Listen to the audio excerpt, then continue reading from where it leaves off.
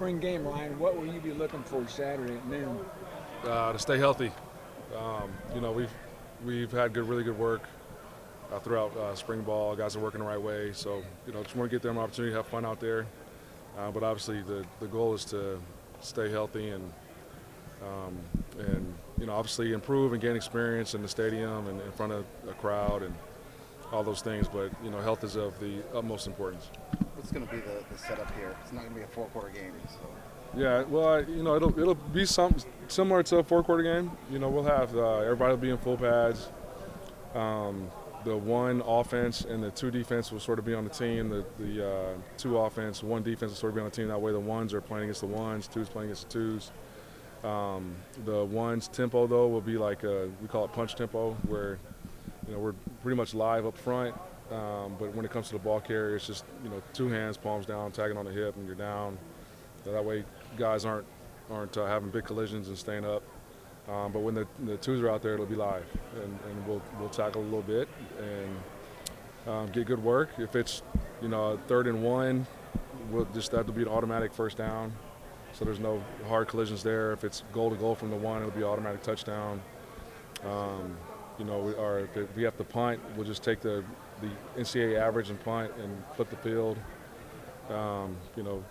Kickoff returns and stuff like that, I'll just start on 25. So we'll still get some game-like flow, but just modify it a little bit to take care of each other.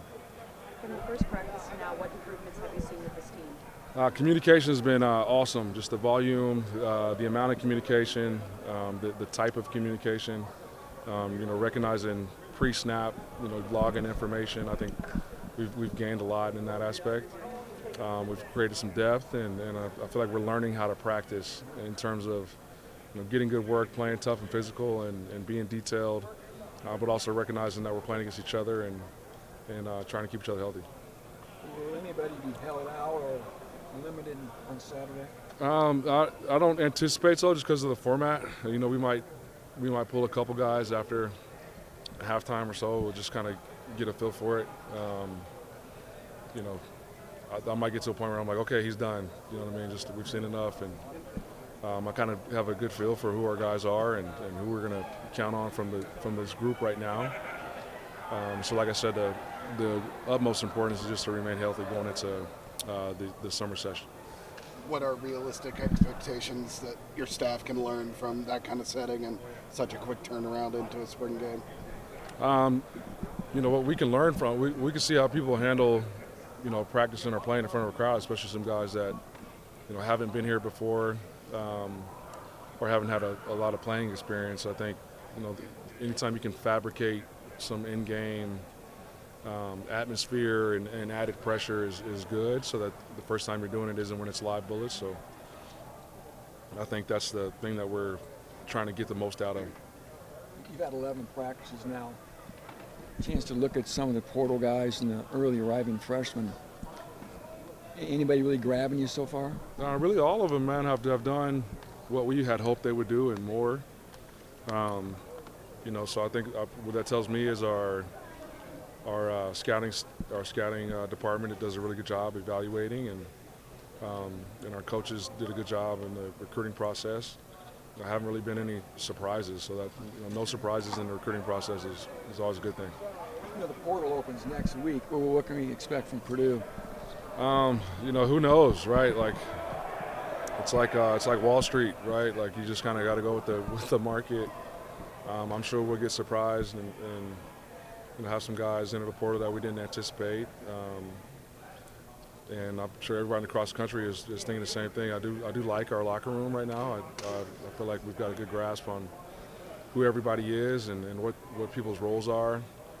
I think the locker room likes being here and likes the way the program is structured. But who knows? This is a different day and age, and you can't take things personal when people decide to make decisions that they feel are in the best interest of themselves.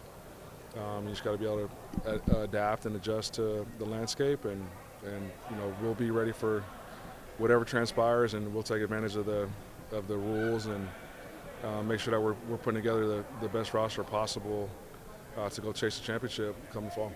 Speaking of the locker room, I know that in the very first practice that you guys had, it was seeing which leaders would kind of grow this spring and kind of step up in their role. Who has stepped up in that leadership role on the team? Guys like Hudson Card obviously is a year mature, a year experience, a year in this environment. So he's got to naturally, by his position as well, playing quarterback, he's stepped up into a leadership role. Gus was a guy that's been here. He's obviously a leader for us. On defense, guys like Antonio Stevens and Dylan Thieneman. Our receiver, Jamal Edrin, Max Clare, tight end. You got obviously Maccabee and Reggie Love at running backs. I mean, that's what I like about this team is you got a lot of guys that hold each other accountable, and there aren't a whole lot of egos, and so people take constructive criticism from their teammates. And I think when you can do that and have those type of conversations with each other, you got a chance to be pretty good. What are the biggest differences you've seen from last year to this year? I mean, it's not night and day. Like I said, I think the biggest difference from a mental makeup standpoint is just there's no egos. Like there aren't any selfish individuals. Everybody understands what we're trying to get accomplished and works their tail off to get that done. We also just have a lot more depth. We've gotten bigger, gotten stronger, gotten faster, and the standard is a lot higher than it was a year ago. People obviously focus on what you lost in the portal, and mainly one guy, but you just mentioned a whole bunch of dudes who were a big part of this thing last year. That continuity has to be, great for you when you mentioned the Gus's and Hudson's and Dylan Thienemans, these guys that have been winning players in your program now. Yeah, continuity is key, both in the locker room and in the staff. You lost one assistant, to a coordinator role, which you always want guys to grow in your staff and get opportunities to advance their careers. But to have that continuity and be able to promote from within, that definitely helps the cause. How do you guys as a staff internally deal with the portal conversation with your players? We're just transparent, open, and honest. Like I'm an open book. I'm not trying to hide anything. So very candid conversations, and I think as long as you're operating in truth and transparency, you can live with it, whatever decisions are made. What happens, Ryan? Some player goes, Ryan, can I talk to you in your office for a minute? Does your heart kind of sink or what? No, it doesn't sink. I mean, it obviously depends on what player, right?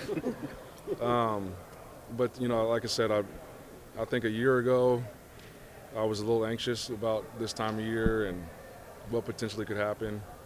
But now being, just inundated with the program and with the landscape, like it is what it is, and we'll be fine. Purdue will be fine. So, we got a lot of people that care about this place that have,